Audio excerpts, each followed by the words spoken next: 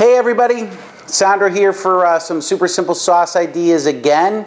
We're working with pasta sheets again today, and what we're going to be making are rotoli.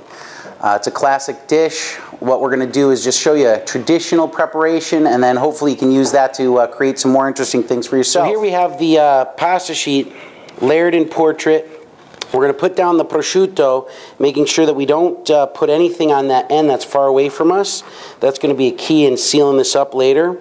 Once we have the prosciutto down, we put a little bit of the shredded fontina, making sure we get all the way to the ends.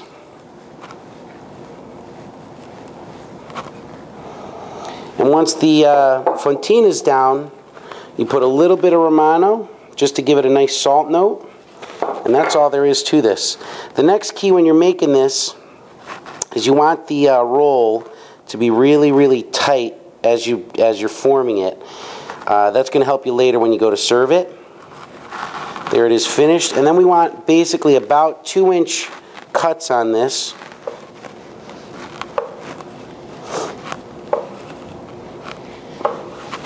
And once you have them cut, you want to just stack them up in your pan that's been either buttered or has some pan release on it, just like that.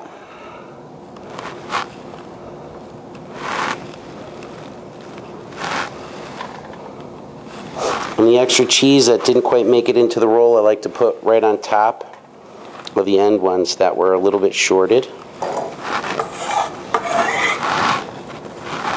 Once we're done with that, the last step is a little high quality stock. You just pour a little bit right over them, not a lot. The key here is we don't want it to dry out when we're cooking it. You see there's very, very little in the bottom of the pan. Okay, that's it. Now we're going to saran wrap aluminum foil into the oven at about 350 for 20 minutes or so.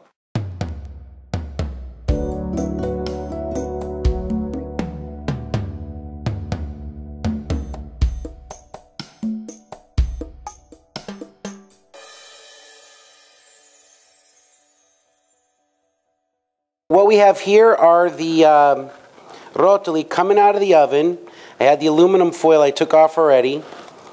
There's our saran wrap, keeping everything nice and moist. What I'd like you to notice about these, the real beauty about this dish is that they are not uniform. They shouldn't be uniform. You don't want them to be uniform. This is really a homemade dish that you can share with pride with your customers. What I like to do is take 2 or 3 as an appetizer, and we just plate them just like this.